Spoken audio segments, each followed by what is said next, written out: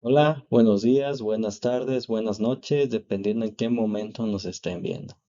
El día de hoy vamos a hablar sobre lo que es la cefalea postpunción.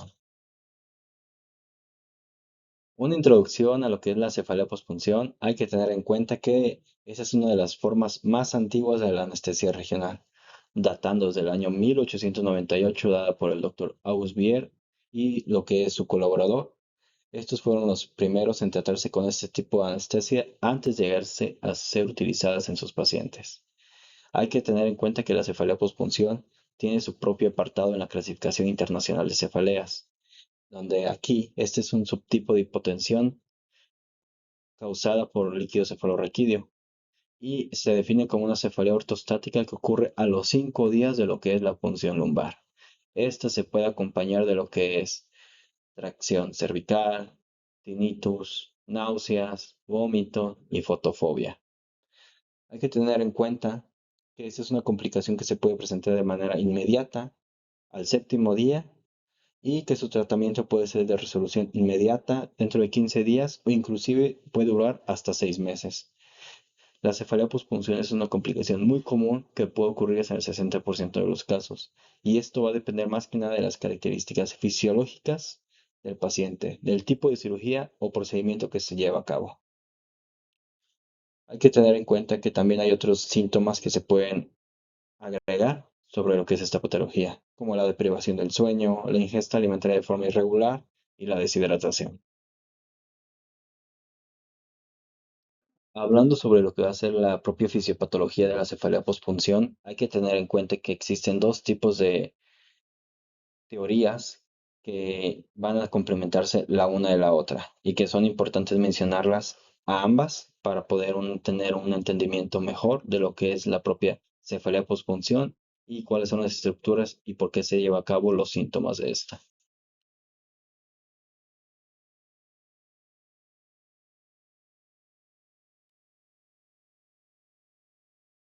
La teoría de la grieta y la teoría de Monroe-Kelly. La teoría de la grieta se simplifica con lo que ocurre una rasgadura dural. Al momento de tener esta rasgadura se pierde el líquido cefalorraquídeo y por lo tanto se pierde también presión y volumen. Al perder la presión y el volumen se ocurre una atracción de estructuras que nos llevan al dolor. Esa es una manera simplificada de cómo ocurre o a qué se lleva esta teoría de la grieta. Sin embargo, de una manera más profunda, más extensa, es que hay que tener en cuenta que la aguja llega a atravesar la dura madre y deja una solución de continuidad en su tejido fibroso. Esa grieta funciona lo que es un canal que se encuentra abierto entre el espacio subaracnoideo y el espacio periodural.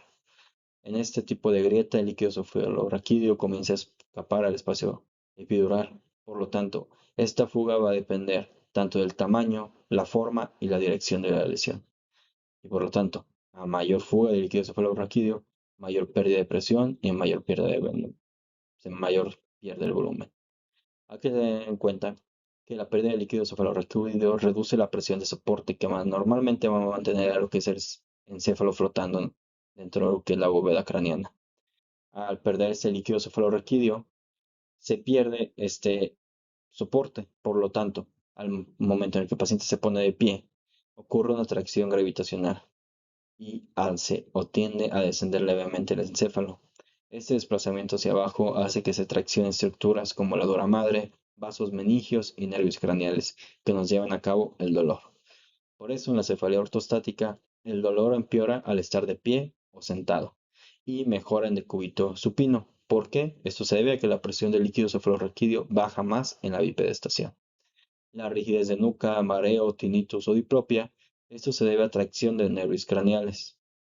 Por lo tanto, esas son las formas o las razones de cómo se llevan a cabo los síntomas, hablando de la teoría de la grieta. Hablando sobre lo que es la teoría de Monroe-Kelly, se comenta que el cráneo es una cavidad rígida que no se puede expandir. Y hay que tener en cuenta que su contenido se divide en tres compartimentos principales. El encéfalo que corresponde al 80%, la sangre que corresponde al 10% y el líquido cefalorraquídeo que corresponde al 10%. Esta teoría establece que el volumen total intracraneal siempre debe mantenerse constante. Por lo tanto, si uno de estos disminuye, el otro debe aumentar para poder compensarlo. Aquí, el volumen intracraneano se debe mantener constante. Pero ¿qué ocurre? Si ocurre una punción, se disminuye el volumen del líquido cefalorraquídeo. por lo tanto aumenta lo que es el componente vascular venoso, arterial, causa una vasodilatación y dolor. Esa es una manera simplificada en la que se habla de la teoría de Monro-Kelly.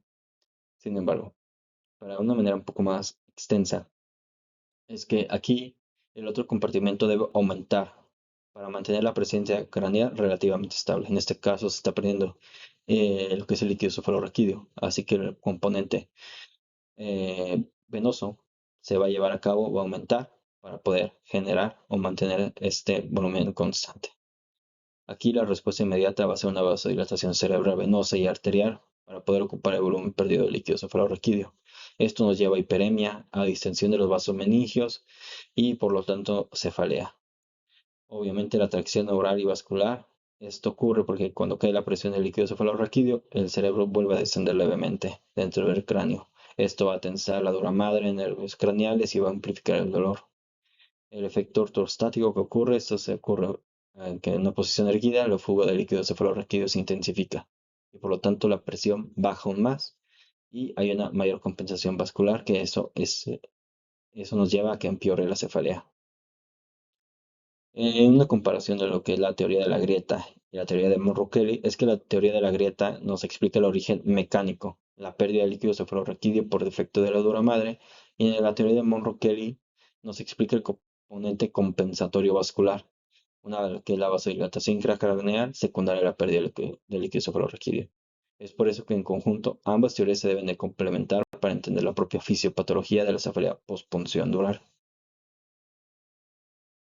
Hablando sobre los factores de riesgo que vamos a encontrar para la cefalea postpunción, los factores de riesgo que podemos encontrar para la cefalea postpunción, los más destacables van a ser la edad. En personas entre 20 y 40 años hay un riesgo mayor de presentar cefalea postpunción, a diferencia de a partir de los 50 años. Esto se debe a que la elasticidad de la dura madre disminuye, por lo tanto se dificulta el escape de líquido cefalorraquídeo. Las mujeres tienen un riesgo de presentar mayor cefalea postpunción, hasta un 2.25 veces más comparado con los hombres. Esto se debe a los altos niveles de estrógeno que pueden llevar a cabo la dilatación de lo que van a ser vasos cerebrales, por lo tanto, mayor dolor. El antecedente de cefalea tensional, inclusive se han dado estudios que el antecedente de una cefalea tensional antes de una semana de lo que es el procedimiento y que lleve a cabo la punción, tiene un mayor riesgo de presentar la cefalea postpunción. Otro tipo de factor de riesgo que se ha identificado es el índice de masa corporal. Un bajo peso, un IMC menor de 25, es un factor de riesgo para una cefalea postpunción. El embarazo, sobre todo después de un parto vaginal, ya que los pufos pueden aumentar la pérdida de líquido cefalorraquídeo. Y hay que tener en cuenta que una vez que se termina el parto, la presión intraabdominal disminuye. Por lo tanto, disminuye la presión entre el espacio epidural y con ello aumenta la pérdida de líquido cefalorraquídeo. Hablando sobre ya lo que son los tipos de agujas, vamos a encontrar que los tipos de agujas vamos a poderlas identificar en traumáticas y atraumáticas. Hay que tener en cuenta que las traumáticas como la Quinca y la Levy son unas de las agujas que pueden llevar a cabo mayor riesgo de cefalea postpunción, a diferencia de las atraumáticas como la Whitacre o la Sprott. El calibre también está relacionado de manera proporcional con la cefalea postpunción. A mayor calibre, mayor incidencia. Por lo tanto, las calibres 16 y 19 tienen un 70% de riesgo de cefalea postpunción. Del 20 a 22, un 40%, y de 24 a 27, un 12%. El número de intentos y la experiencia del anestesiólogo también es uno de los factores de riesgo que se ha comentado en diversas bibliografías.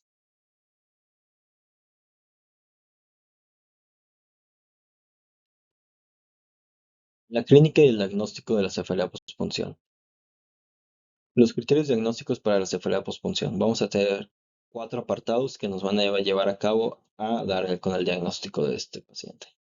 Una cefalea que empeora a los 15 minutos de sentarse o levantarse, o una cefalea que mejora a los 15 minutos de acostarse, agregado con alguna otra clínica como rigidez nucal, tinnitus, hiperacusia, fotofobia o náuseas. Algo importante que no debemos olvidar, una realización previa de una punción y un dolor que aparece a los 5 días de procedimiento. Diferentes bibliografías van a comentar que puede ser 5, 7, 14 e inclusive 21 días posterior a una punción en el que el paciente puede llegar a ser sintomático o presentar lo que es la cefalea. O al apartado D, una cefalea que mejora espontáneamente en una semana o a las 48 horas de un tratamiento de la grieta. Más adelante vamos a ver los diferentes tipos de tratamiento que se pueden dar para una cefalea pospunción. Hay que tener en cuenta también lo que van a ser factores que nos pueden llevar a cabo el empeoramiento de una cefalea pospunción. Estornudos, tos, nos pueden llevar a cabo empeorar lo que va a ser esta cefalea. También diferentes tipos de cefalea puede ser occipital, puede ser frontal, puede ser orbitaria, dependiendo del paciente. Hay que tener en cuenta también diagnósticos diferenciales, preeclampsia, lo que va a ser migraña. Vamos a encontrar o vamos a sospechar diferentes diagnósticos dependiendo del paciente. Algo que nunca debemos olvidar es la realización previa de lo que hace una punción para poder tener una sospecha más certera de lo que va a ser este tipo de diagnóstico. El tratamiento de la cefalea pospunción. El tratamiento de la cefalea pospunción se puede dividir en inicial. Este corresponde a las 24 a 48 horas de que ocurre la cefalea o que ocurre la punción. Ese es un manejo conservador. Más que nada va a ser la hidratación. La hidratación es uno de los manejos más adecuados o iniciales que se debe dar en este tipo de pacientes. En este momento, al día de hoy, lo que se está en duda es lo que es la deambulación precoz o el reposo absoluto. Al momento, la deambulación precoz se optaba antes lo que era el reposo en cama, pero últimamente se ha demostrado que no tiene una relevancia o una evidencia de su beneficio. En cuanto al tratamiento farmacológico, aquí ya se comenta sobre los corticoides. En este caso, la hidrocortisona, podemos dar una dosis carga de 200 miligramos IV y posteriormente 100 miligramos cada 8 horas durante 2 días. ¿Esto a qué se debe? Esto se debe a que los corticoides tienen propiedades antiinflamatorias y nos inciden en la producción de lo que va a ser el propio líquido cefalorraquídeo. Los análogos de la ACTH, como la corticotropina o cosintropina, podemos utilizarlos ya que incrementan la liberación de aldosterona y por lo tanto un aumento del volumen intravascular. Producen el cierre del orificio dural por edema, aumentan la producción de líquido cefalorraquídeo e incrementa la producción de beta-endorfinas en el sistema nervioso central. La dosis que podemos utilizar puede ser 0.25 miligramos intramuscular o intravenoso en dosis única.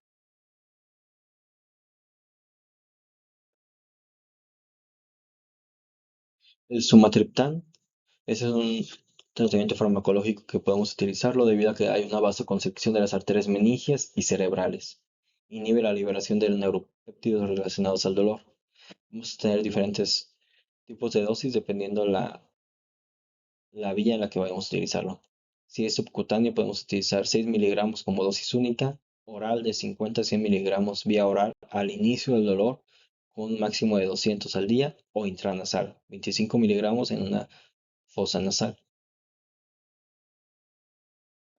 Hablando de los AINES, podemos utilizar lo que va a ser paracetamol, 1 gramo vía oral cada 8 horas, o el ibuprofeno, 600 miligramos vía oral cada 8 horas.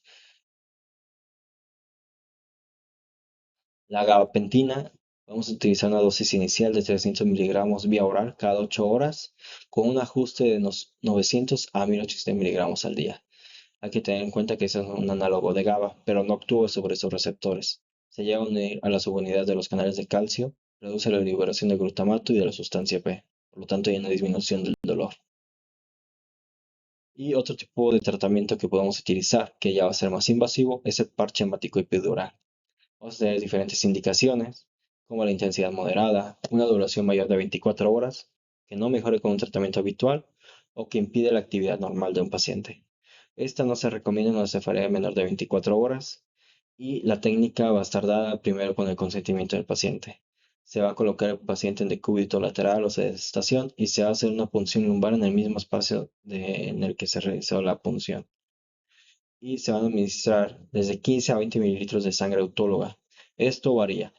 En diferentes bibliografías se comenta que se puede iniciar o se puede dar solo de 3 mililitros de sangre o hasta 30 mililitros. Esto ya va más que nada a la indicación o a la experiencia del anestesiólogo que va a revisar lo que va a ser el procedimiento. Hay que tener en cuenta que pueden haber complicaciones cuando se realiza este tipo de procedimiento: dolor lumbar, dolor radicular, irritación meningia, hematoma sutural, fiebre, bradicardia, convulsiones o un encéfalo. Existen también contraindicaciones para llevar a cabo el parche hemático epidural, como lo que es la negativa del paciente, la punción difícil, la infección del sitio de punción, una coagulopatía, sepsis, VIH. Son de las contraindicaciones que nos pueden llevar a cabo o las que no optemos por ese tipo de procedimiento invasivo. Hay que tener en cuenta que ah, hay que tener en cuenta que tras la colocación de este parche hemático, se recomienda permanecer en decúbito supino de 30 a 120 minutos y evitar esfuerzos físicos al menos de 2 a 7 días.